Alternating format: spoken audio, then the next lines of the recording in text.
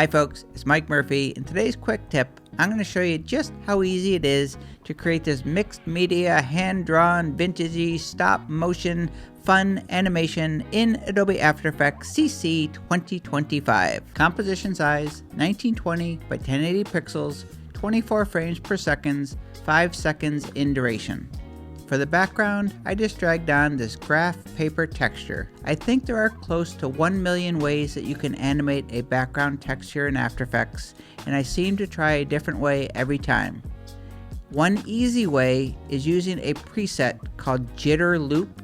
Just drag it on a background, tap the spacebar, and you've got an instant stop motion-y feel animation. For this background though, I did it the manual way. Tap P for the position property. Make sure your CTI is at the beginning. Click on the stopwatch to add a keyframe. I'll right click on the keyframe. I'm going to make this a toggle hold keyframe. Toggle hold is just going to make it so it's more of a stop motion feel.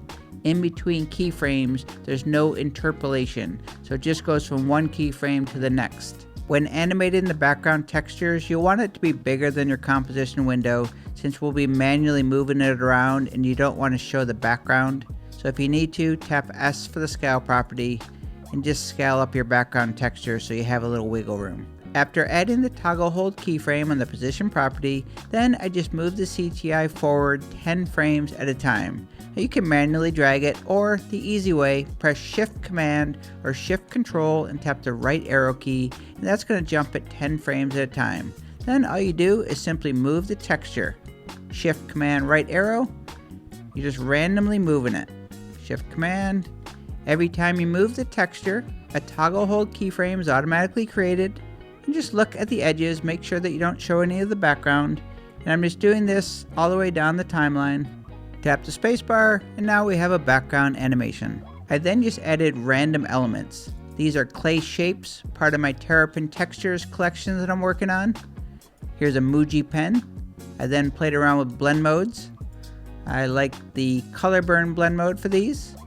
Into Animate, went to the effects and presets. Search for one of my favorite presets, the hand-drawn effect. Just dragged it right onto the elements. I use the default settings, but you can customize in the effect controls. Tap the spacebar, and our animation is shaping up. I added some text. The font I use is called Lenrina Solid. To give a little wiggle to the text, just twirl open the text layer. I clicked on the Animate button and chose Position.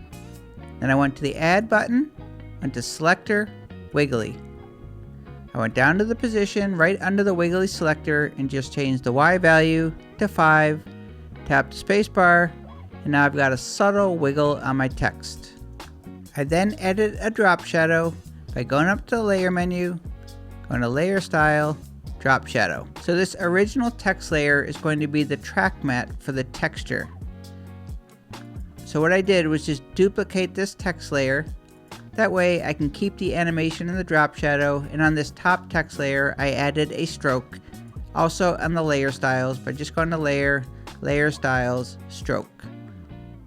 Sandwiched in between the text layers, I also added a cardboard texture to give it depth, give it more of a hand-drawn look, and you can never have enough texture.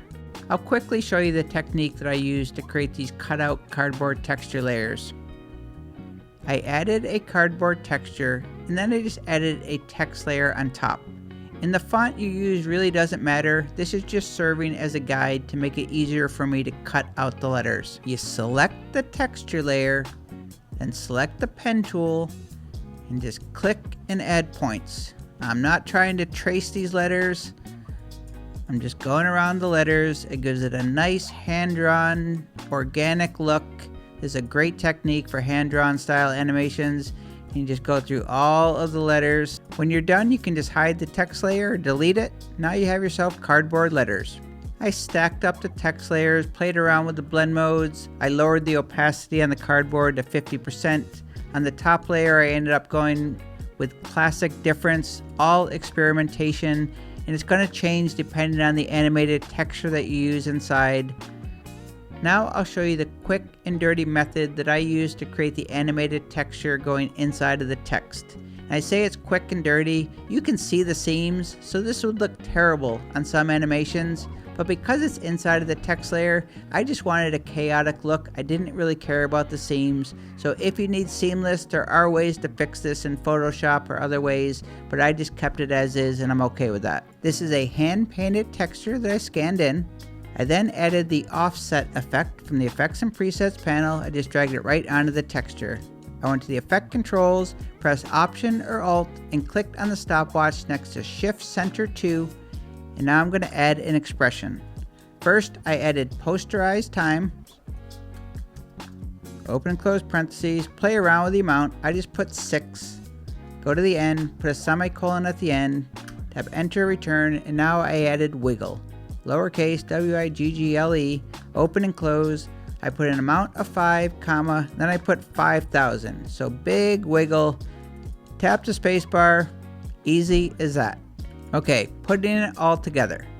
If you don't see the track mat column in your layers panel, right click in the header, go to columns, and make sure that modes is checked. The bottom layer is the original text layer. That is going to be the track mat.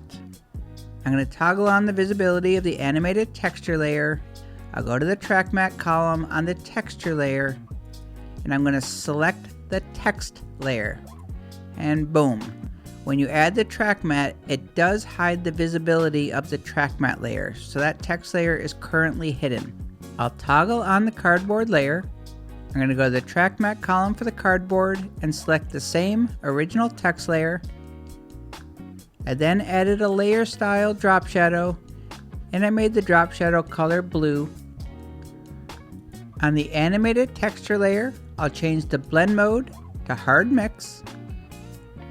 I'm going to toggle on the visibility of the bottom text layer. Then I'm going to toggle on the visibility of the top text layer. Remember that top text layer, the blend mode is set to classic difference. On the top text layer, I added a roughen edges effect just to give it kind of a grungy roughen edges around the stroke. I'm going to pre-compose all of these layers, so I'll select them, right click and choose pre-compose, move all attributes. I'll call this text, click OK, and to create that sticker effect, I'll select the pre-comp, go to the Effects and Presets panel, do a search for CC page turn. I'll drag CC page turn right onto the pre-comp. I'll drag the CTI to about the 1 minute 12 frame mark. I'm going to click the stopwatch for fold position to add a keyframe, as this is where I want the animation to end. I'm going to drag the CTI to the beginning of the timeline. I'm just going to adjust the fold position. I'm moving the position to where I want the animation to start, and that is going to automatically add that first keyframe on the timeline. I'll make sure the CTI is at the beginning of the timeline and tap the spacebar to preview. And then I dragged in the composition with the graph paper background that we created in the beginning. I added the noise effect onto that. I also added the Lumetri color effect just to add a vignette. Tap the spacebar, and now we have ourselves a fun little animation.